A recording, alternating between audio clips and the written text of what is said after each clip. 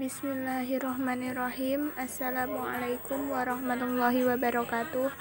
Alhamdulillahi rabbil alamin wa bihi nasta'in wa ala umuri dunya waddin. Wassalatu wassalamu ala asyrafil anbiya'i wal mursalin sayyidina wa maulana Muhammadin wa ala alihi wa sahbihi ajma'in. Amma ba'du. Yang kami hormati Ibu Nusaibah STHI MPD selaku dosen mata kuliah Psikologi Pendidikan, dan teman-teman kelas PAIA yang saya cintai dan saya banggakan. Alhamdulillah, puji syukur kehadirat Allah karena pada hari ini kita masih diberikan kesempatan untuk mengikuti kuliah online pada hari ini. Sholawat serta salam tak lupa kita haturkan kepada beliau Nabi Agung Muhammad Sallallahu Alaihi Wasallam yang kita nantikan syafaatnya di yaumul qiyamah nanti. Amin. Baik, langsung saja kami dari kelompok 2 ingin mempresentasikan makalah psikologi pendidikan yang berjudul Perbedaan Individu. Baik, langsung saja di latar belakang. Dari latar belakang di sini dapat kita simpulkan bahwa perbedaan individu pada setiap anak itu timbul dari beberapa faktor yang berbeda. Ada kalanya perbedaan individu tersebut timbul karena faktor bawaan sejak lahir atau keturunan, atau bisa juga dipengaruhi oleh beberapa faktor, yaitu faktor lingkungan. Karena lingkungan yang baik akan membawa seseorang terhadap perubahan yang baik pula. Begitupun sebaliknya, apabila lingkungan seseorang berada di lingkungan yang negatif akan menyebabkan individu berdampak negatif pula bagi anak tersebut. Kemudian rumusan masalah, di sini kita akan membahas 3 poin, yaitu pengertian individu, faktor-faktor yang mempengaruhi perbedaan individu, dan bagaimana implementasi perbedaan individu dalam proses pembelajaran. Selanjutnya adalah bab 2 pembahasan. Yang pertama, pengertian individu. Di sini disebutkan individu berasal dari bahasa Latin, yaitu individuum, yang artinya tidak berbagi. Ada beberapa pengertian mengenai pengertian individu. Yang pertama ada dari Martin Luther King Jr., yaitu individu adalah satuan kecil yang tidak bisa dibagi lagi, yakni manusia yang hidup berdiri sendiri. Yang kedua ada Sudirman Kartohadiprodjo. Individu adalah makhluk ciptaan Tuhan yang di dalam dirinya selalu dilengkapi oleh kelengkapan hidup yang meliputi raga, rasa, rasio, dan rukun. Yang ketiga ada Abdul Swami. Individu berasal dari bahasa Yunani individuum, yang artinya satuan terkecil masyarakat yang tidak bisa dibagi lagi. Yang keempat ada Kamus Besar Bahasa Indonesia atau KBBI. Individu adalah seseorang pribadi, organisme yang hidup itu berdiri sendiri dan fisiologinya bersifat bebas. Di sini akan saya sebutkan mengenai macam-macam perbedaan individu. Macam-macam perbedaan individu di sini ada 3. Yang pertama ada perbedaan jenis kelamin dan gender. Yang kedua perbedaan kemampuan, dan yang ketiga ada perbedaan gender prestasi di kelas.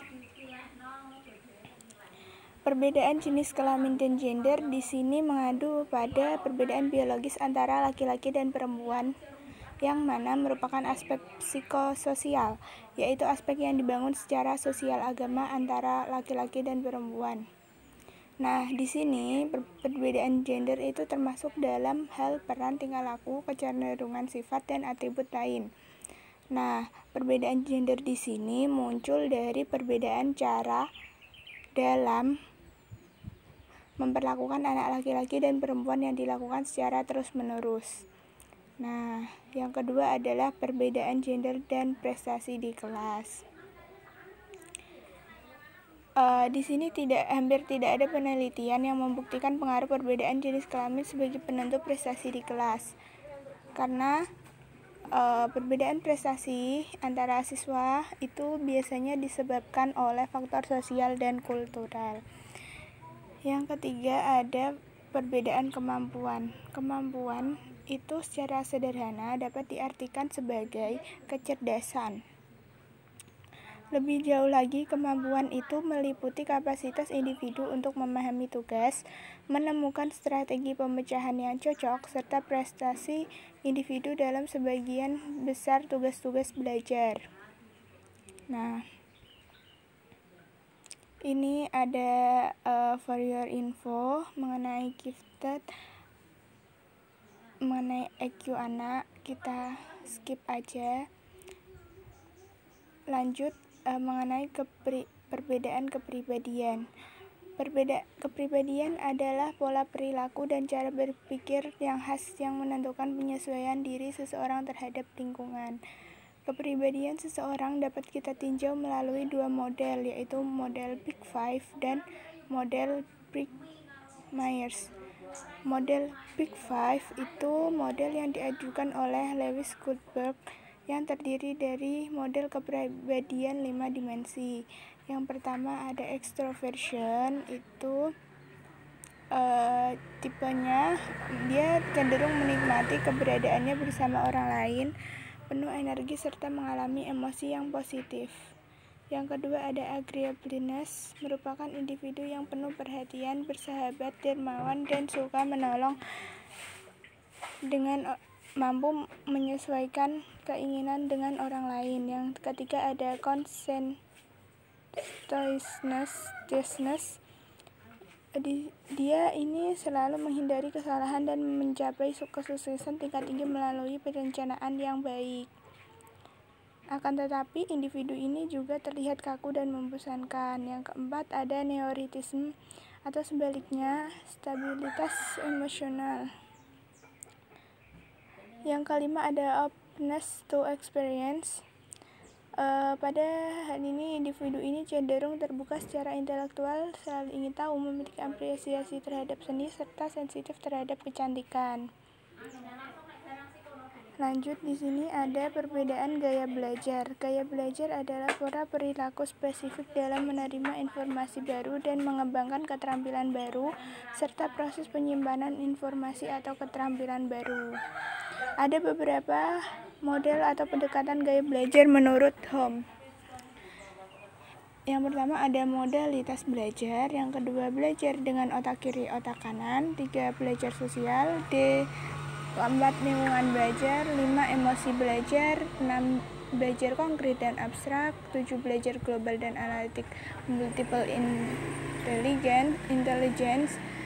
Yang ke-7 yang ke-8 perbedaan kognitif. Nah, perbedaan kecakapan berbahasa. Bahasa itu merupakan salah satu kemampuan individu yang sangat penting bagi kehidupan. Kemampuan tiap individu dalam berbahasa itu berbeda-beda ya, karena kemampuan berbahasa itu merupakan kemampuan seseorang untuk menyatakan pemikiran dalam bentuk ungkapan kata dan kalimat penuh makna yang logis dan sistematik. Perbedaan kecakapan motorik di sini merupakan kemampuan untuk melakukan koordinasi menggunakan gerakan syarat motorik yang dilakukan oleh syaraf pusat untuk melakukan kegiatan. Perbedaan bakat itu merupakan kemampuan khusus yang dibawa sejak lahir. Kemampuan tersebut akan berkembang dengan baik apabila mendapatkan rangsangan dan pemupukan secara tepat.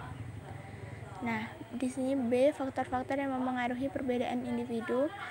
Ada beberapa faktor. Yang pertama ada faktor warisan keturunan. Yang kedua ada faktor pengaruh lingkungan. Yang ketiga di sini faktor pengaruh lingkungan dibagi menjadi beberapa ada 3. Yang pertama ada lingkungan sekolah.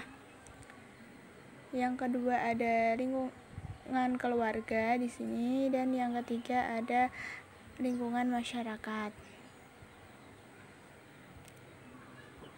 Nah, yang ketiga adalah implementasi perbedaan individu dalam sistem pembelajaran.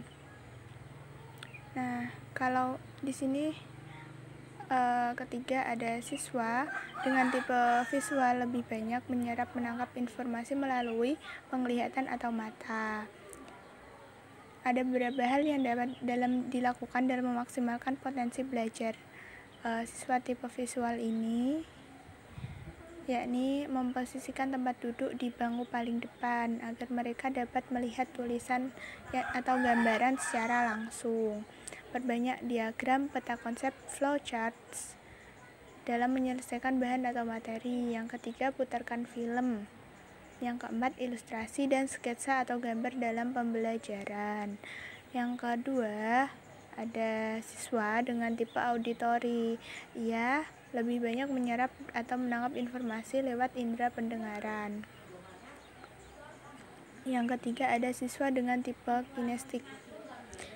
Di sini ia lebih banyak memperoleh atau menyerap informasi melalui gerakan fisik. Hal yang dapat dilakukan dalam memaksimalkan potensi belajarnya adalah belajar melalui praktek lapangan atau belajar pertunjukan, membuat figuran, model atau contoh, kegiatan praktikum di laboratorium, dan memperbanyak simulasi serta role playing. Selanjutnya adalah kesimpulan. Hal yang dapat kita ambil atau kita simpulkan dari makalah kita hari ini adalah dalam mengenal anak itu berarti kita mengenal respons dan tingkah laku dalam bermacam-macam situasi. Mengenal tidak hanya berarti atau meliputi pengumpulan data-data serta tingkah laku. Namun, perbedaan individu di sini perbedaan individu yang perlu dipertimbangkan dalam pelaksanaan pengajaran di kelas adalah faktor-faktor yang mengangkut kesiapan anak dalam menerima pengajaran, karena setiap perbedaan tersebut akan menentukan sistem pendidikan secara keseluruhan. Dalam perbedaan tersebut juga harus diselesaikan dengan pendekatan individual juga, tetapi tetap disadari bahwa pendidikan itu tidak hanya semata-mata bertujuan untuk mengembangkan individu sebagai individu, namun pendidikan itu pada dasarnya juga bertujuan dengan kaitan dengan pola kehidupan masyarakat yang bervariasi. Untuk saran di sini makalah kami buat berdasarkan sumber-sumber yang ada. Semoga apa yang kami sampaikan di sini dapat bermanfaat dan menambah wawasan serta keimanan kita terhadap Allah Subhanahu wa Ta'ala. Dari makalah ini kami sadar kan masih banyak kekurangan dalam proses pembuatan makalah ini karena mungkin terhalang jarak atau kendala-kendala lain sehingga menyebabkan makalah ini kurang sempurna. Untuk itu kami memohon dengan sangat atas kritik dan saran teman-teman dan Ibu Nusaibah atas makalah kami dan sehingga kami dapat memperbaiki makalah kami lagi. Untuk para pembaca dan pendengar makalah kami ucapkan terima kasih. Selanjutnya adalah sesi tanya jawab. Oke, saya akhiri presentasi pada sore hari ini. Wabillahi taufiq wal hidayah. Wassalamualaikum warahmatullahi wabarakatuh.